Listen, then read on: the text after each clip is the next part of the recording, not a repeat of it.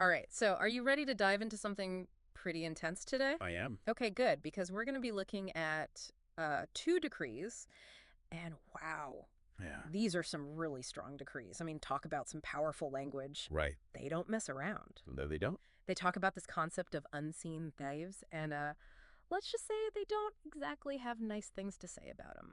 No, not at all. It's fascinating how these decrees frame creative work as like this holy thing, like it's almost divinely ordered. Yeah. The first one we're looking at is called the sacred law of creation. And it really sets the stage for why taking someone's creative work is such a serious offense in this context. It really does. Yeah. And it's not just like taking a little idea here and there. Right. The Yeah. text talks about the fire and trial of creation, the sweat of the brow. Yeah.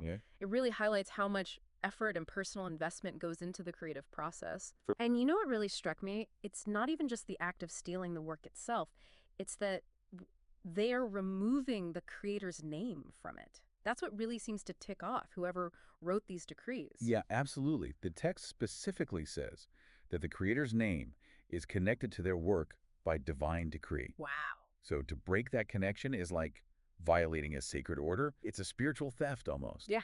And this really leads into that second decree that we're going to be talking about, which focuses on the sins of the unseen thieves. So are we just talking about plagiarism here? Well, it's definitely a big part of it. Okay. But these decrees go way deeper, I think. They paint this picture of these thieves as like these shady figures, a brood of vipers lurking in the darkness and deception. Oh, wow. It's not just about taking credit for one piece of work. It's about this whole pattern of behavior, a way of life built on taking advantage of other people's creativity. It's intense. The imagery they use is so vivid, like thrones made of mist, dressing themselves in falsehood. It's almost like they're trying to create the psychological profile of these unseen thieves. What do you think about that? I think it speaks to how deeply people are affected when their work is stolen. Imagine pouring your heart and soul into something, Yeah. and then someone else comes along and claims it as their own. Mm. They get all the rewards, the recognition, while you're left behind in the shadows. Right. It's a violation on a very personal level. And these decrees really capture that raw emotion. Absolutely. It's like this feeling of being erased, your Yeah. work stolen, your name is forgotten. It's almost a spiritual annihilation. That's a good way to put it. And the decrees don't hold back on describing what happens to these thieves, do they? No, they do not. I mean, names written in dust tongues, withering, swallowed by darkness. It's some pretty intense stuff. They definitely go for the dramatic, don't they? Yeah. I think they use such vivid imagery to really emphasize how serious this offense is. Okay. But I also think there's a deeper message here about truth and restoration. These pronouncements aren't just about punishing the guilty. Oh, interesting. They're also about uncovering deception and returning what was stolen back to the rightful creators.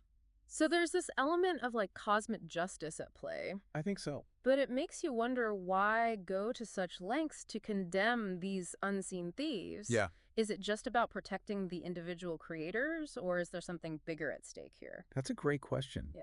I think these decrees really highlight this fundamental tension between the people who create and the people who exploit. Interesting. They suggest that creativity is a precious resource, Yeah. something that should be nurtured and protected, not something to be plundered and profited from without any consequences. So it's about more than just these individual acts of theft. It's Right. about upholding the inherent value of originality, honoring all that effort and inspiration that fuels the creative process. Yeah. And that brings us to a really interesting question. Who are these unseen thieves, really? Hmm. Are they specific people?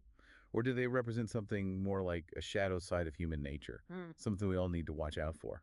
You know, it's funny you should say that because one line that really stood out to me was the one about these thieves occupying positions of authority. Yes. And that implies something much more systemic, Like maybe these unseen thieves aren't just acting alone, but Yeah. they're actually operating within this larger structure that enables them, maybe even rewards this kind of behavior. Absolutely. That's a great point. It makes you wonder if these decrees are just condemning individual acts of theft, Right. or if they're actually challenging a whole system that allows this exploitation to happen. It's almost like a call to action, a warning that we all need to be vigilant, not just for our own work, but for the integrity of all creative endeavors. Absolutely. These decrees remind us that this fight against unseen thieves isn't just about protecting our own work. Right. It's about defending the very essence of creativity itself. Wow. All right, so we've definitely explored the dark side of this concept. Yeah. We've delved into the sins of these thieves and the serious consequences they face. Hmm. But what about the flip side? What about the rights of the righteous? You know, the ones who create honestly and acknowledge where their influences come from. Yeah, that's where things start to look a little brighter. Okay. We get this glimpse of a world where creativity is valued, protected, and celebrated.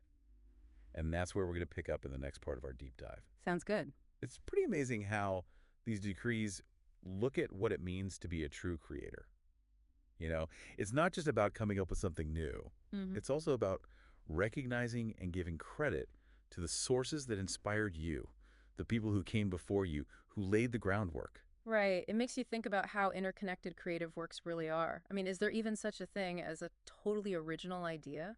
One that's completely untouched by the thoughts and creations of others? That's a question that's been debated for centuries. Yeah. And these decrees seem to suggest that acknowledging the people who came before you, Yeah. the ones who shaped your thinking, Right. that's a crucial part of ethical creation. So it's less about claiming to be totally original Right. and more about understanding the lineage of ideas, like a family tree of inspiration. Exactly. And acknowledging that lineage is presented as this virtue. Okay. It's a way to honor the whole creative process Yeah. and make sure there's intellectual honesty.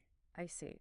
But the decrees don't just encourage giving credit where credit is due, right? Yeah. They also urge creators to actually call out the deceivers and reclaim what is theirs. They do. That sounds a bit more aggressive. There's definitely this strong energy there. It's like a call to action.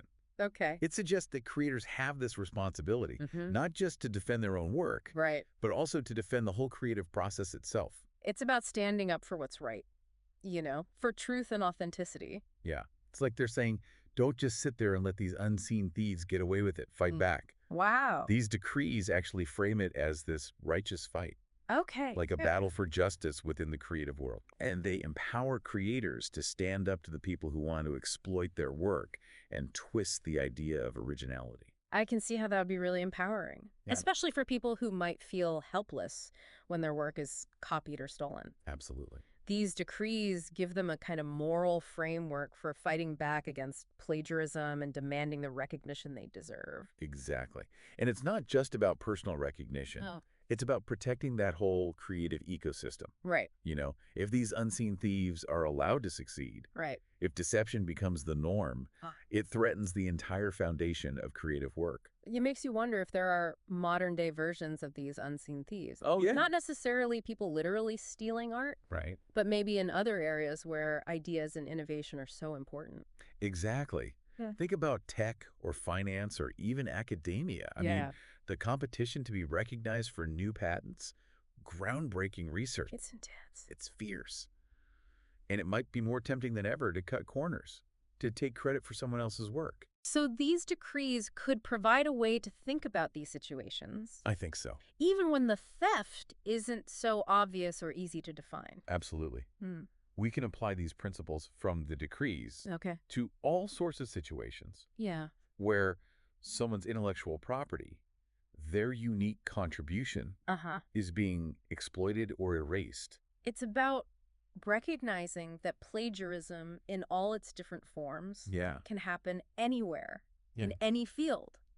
And it's so important to stand up against it. I agree. You know, it reminds me of that saying, sunlight is the best disinfectant. That's a good one. Exposing these unseen thieves, no matter what they look like, Yes. is essential to maintaining integrity in any creative or intellectual pursuit. It all goes back to that fundamental value of truth, Right. of giving credit where it's due, Yeah, and recognizing the whole history of ideas that has shaped our world. absolutely. Okay, so before we wrap things up, Okay. I want to go back to something we mentioned earlier. You talked about how these decrees paint a picture of a world where creativity is not just protected, but celebrated. I did. I'd love to hear more about that. Sure. What do they say about the rewards for people who create honestly and ethically? Well, they paint a really compelling picture of what awaits those who embody the rights of the righteous. Okay. And that's what we'll dive deeper into in the next part of our exploration.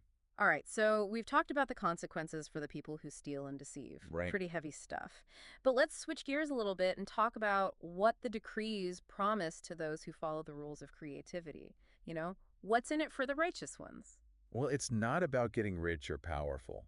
The rewards in these decrees are more about recognition, legacy, and a kind of spiritual fulfillment that comes from seeing your work last. So like this deep satisfaction, knowing you created something meaningful, something that will outlive you. Exactly.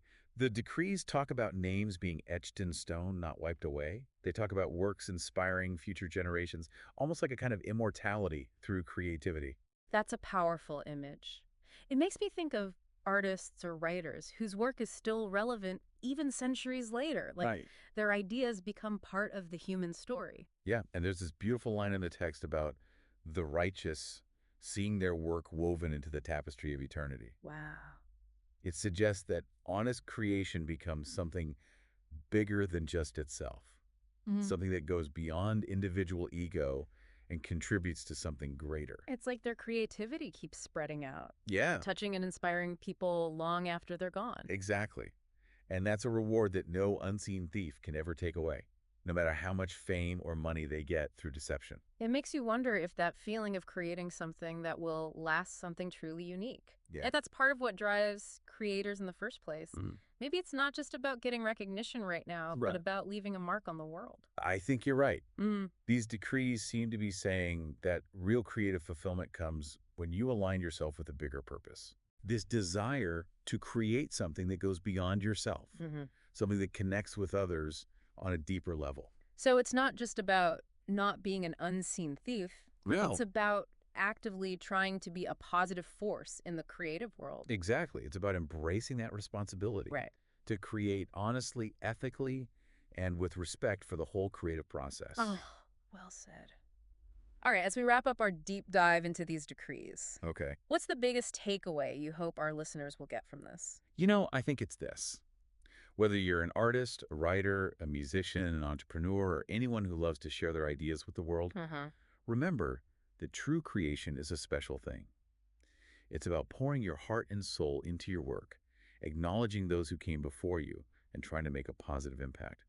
And just as importantly, it's about watching out for those who try to undermine that process, the unseen thieves who try to exploit and erase the work of others. So, to all our listeners out there, stay true to your vision. Stand up for what you believe in, and never forget the power of originality and integrity. The world needs your unique voice, your authentic self.